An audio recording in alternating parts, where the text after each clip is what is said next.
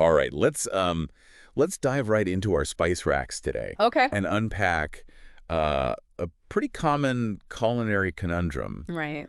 granulated garlic versus garlic powder. Okay. We've got an article here that digs into some of the finer points of these two country staples. Right. And an expert speaker, Yeah.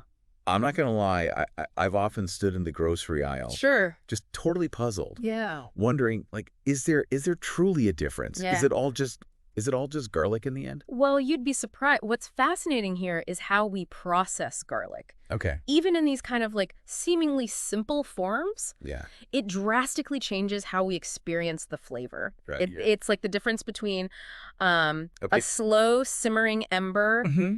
and a quick burst of flame, you know? I'm intrigued.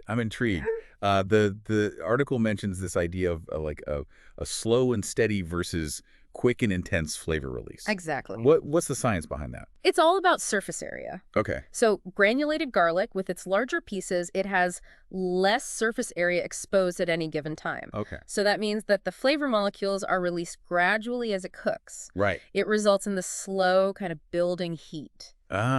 So it's like letting those flavors just kind of infuse the dish over time. Exactly. Now, on the other hand, garlic powder is finely ground, Okay. almost like a dust, right? Okay. And this maximizes its surface area. It Yeah. allows it to dissolve instantly Right. and deliver that sharp, pungent garlic punch right away. So if I'm understanding you correctly, granulated garlic is the way to go for something like a slow-cooked stew, Yes. where I want that garlic flavor to really like deepen Yeah. and kind of meld with all those other ingredients. You got it. Think of it as the marathon runner of garlic flavor, Okay. slowly but surely making its presence known, Right. whereas garlic powder is your sprinter. Okay. You know, perfect for a quick burst of flavor in a stir fry, a salad dressing, you name it. This is already making a lot more sense. Good. Now, what about substituting one for the other? Yeah. The article mentions something about ratios. Yes. It's a common mistake to think they're interchangeable in equal amounts. Oh, okay. Now, remember that surface area difference we talked about? Right. Because granulated garlic has less surface area, you need twice as much to get the same intensity of flavor as garlic powder. And conversely, if you're using powder in place of granules, you'll want to use half as much.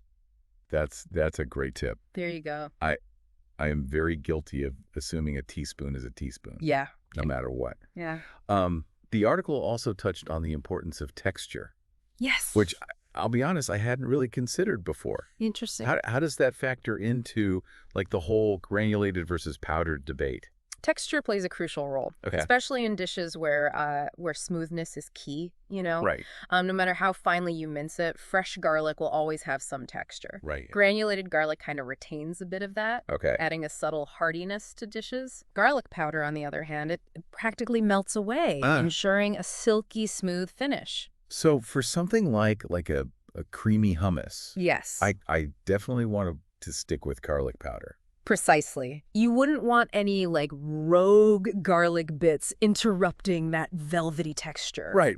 Whereas on the flip side, in a chunky tomato sauce, those little granules of garlic, Yeah. they'd add a welcome textural element. This is fascinating. It seems like both granulated garlic and garlic powder, they both have their own strengths. For sure. Depending on the dish. Absolutely. And what you're aiming for. Exactly. It's like having like two different tools Yeah. for the same job, you know. Exactly. And speaking of tools, Okay. our article mainly focuses on the culinary application of granulated garlic and garlic powder. Yeah. But it did kind of get me thinking about Yeah. other ways that we might use these forms of garlic. Okay. After all, garlic has been prized for centuries. Yeah. Not just for its flavor, but also for its Right. other properties. Totally. Garlic is like steeped in Yeah. history and folklore and everything. Absolutely. Like I've heard of it being used for everything from like Yeah. warding off evil spirits Sure. to treating like ailments and stuff. Of course. Yeah. Do you think is there any merit to any of those traditional uses even today? Well, it's fascinating to consider how ancient wisdom sometimes intersects with modern science, you know? Right. And while I wouldn't recommend replacing your doctor's advice with garlic cloves or anything, Right. there is some evidence to suggest that garlic possesses Yeah. certain antimicrobial and antifungal properties. So maybe those stories about garlic repelling vampires, like maybe they were onto something. Perhaps. Right. But on a more practical note, Okay. a lot of gardeners, they swear by garlic's ability to like deter pests. Yeah. I'm Yeah. curious, do you think that the texture of granulated garlic, like those larger pieces, might make it more effective as a natural insect repellent Okay. compared to the finer powder? Now that you mention it, I have sprinkled garlic powder around my plants before with Yeah, mixed results, I guess you could say. right. But maybe using granulated garlic would create like a stronger scent barrier or something. It's certainly plausible. The larger surface area of those granules could lead to a slower, more sustained release Okay. of those pungent compounds that insects find unpleasant. It's a great example of how understanding the nuances of these ingredients can really open up Totally a world of possibilities. Yeah, absolutely. Even beyond the kitchen, like you said. Exactly. Now back in the culinary realm for a second. Sure. The article mentioned that both granulated and powdered garlic retain a good amount of garlic's health benefits. Right. Does the processing method at all, like going from, That's a good question. whole garlic to these more shelf-stable forms, does that impact how our bodies absorb those nutrients? That's a really insightful question, and it's true that the way we prepare and process food can definitely influence its nutritional value. Right. While both forms still offer health benefits, it is worth noting that some studies suggest fresh garlic may have a slight edge when it comes to certain compounds, particularly those that are linked to cardiovascular health. Right. That makes sense. Yeah. There's always something to be said for fresh ingredients whenever possible. For sure. But it's reassuring to know that even in their, processed forms, that both garlic powder and granulated garlic can still contribute to a healthy diet. Exactly. It's all about finding that balance between convenience and flavor and nutrition. Right. And that's where understanding the unique properties of these ingredients can really empower us to make more informed choices in the kitchen. For sure. Speaking of choices, are there any particular dishes where the choice between granulated garlic and garlic powder is absolutely especially crucial? Are there recipes where nailing that perfect garlic flavor can really make or break the dish? Absolutely. Let's take hummus, for example. Okay. A smooth, creamy hummus, it relies on this seamless blend of flavors. So garlic powder would be the ideal choice there. But if we're talking about, let's say, a chunky salsa, where a bit of texture is welcome, granulated garlic would provide these delightful little bursts of flavor with every bite. Interesting.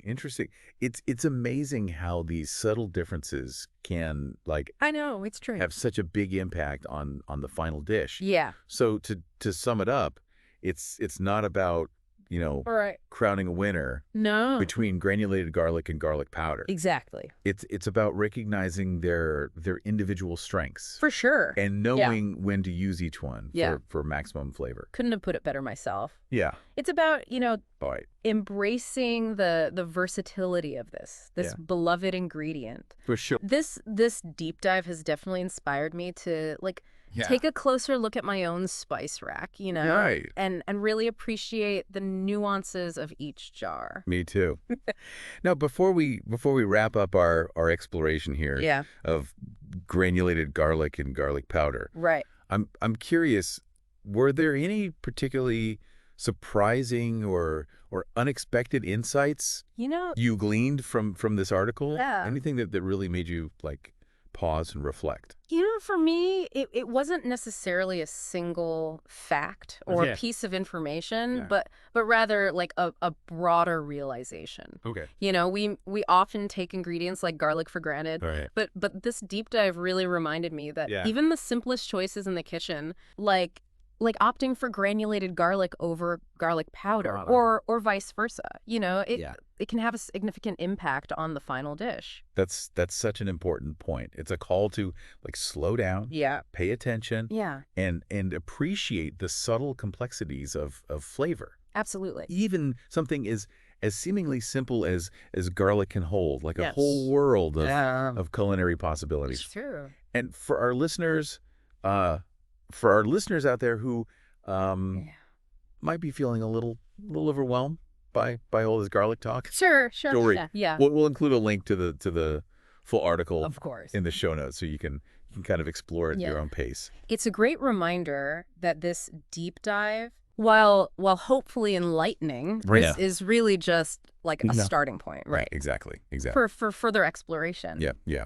For sure. There's always more to discover, whether it's right. digging deeper into like the science of flavor, or experimenting with new recipes, or even researching like those age-old traditions surrounding garlic. Absolutely. And speaking of experimentation, yes, the article primarily focused on cooking, obviously. Right. But it did kind of spark a question for me. Okay. Considering garlic's like diverse properties, I wonder if these different forms, like, granulated versus powdered, might have other unexpected applications, maybe outside of the kitchen. That's an intriguing thought. Yeah. We've already touched upon, garlic's potential as a natural insect repellent. Right.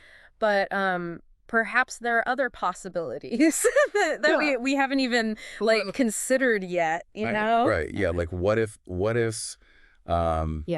the texture of granulated garlic made it useful in like homemade cleaning solutions. Okay. Or as a natural deodorizer. Interesting. Or what about like those larger granules? Yeah. Could those be incorporated into like DIY beauty products? Yeah. As like a gentle exfoliant? The possibilities are fascinating to consider. Totally. Yeah. It really highlights how even like the most commonplace ingredients can hold absolutely like all these hidden depths for sure, waiting to be unlocked. I love that. It's true. Well, expert speaker, this has been fantastic. It has. It's a good reminder to never underestimate the power of a simple ingredient. Right. Like garlic. Absolutely. And on that note, I think we've covered some truly flavorful ground today. I'd say so. In our deep dive into the world of granulated garlic. It's true. And garlic powder. Garlic galore. We went from spice rack confusion. That's right. To garlic connoisseurs. I love it. In under 30 minutes. That's right. That's the beauty of a good deep dive. That's the beauty of a good deep dive. Yeah. Now, for our listeners, here's something to ponder as you embark on your next culinary or maybe even non-culinary adventure. That's right. While we've explored a lot of the distinct characteristics here of granulated garlic and garlic powder, right? The ultimate test really lies in your own kitchens. Absolutely. And experiments. For sure. Right. Don't be afraid to play with these versatile ingredients. I love it. See how their unique properties can enhance your cooking. Yes. And maybe even, who knows, inspire you in other unexpected ways. That's right. Until next time. Yes. Happy experimenting. Happy experimenting, everyone.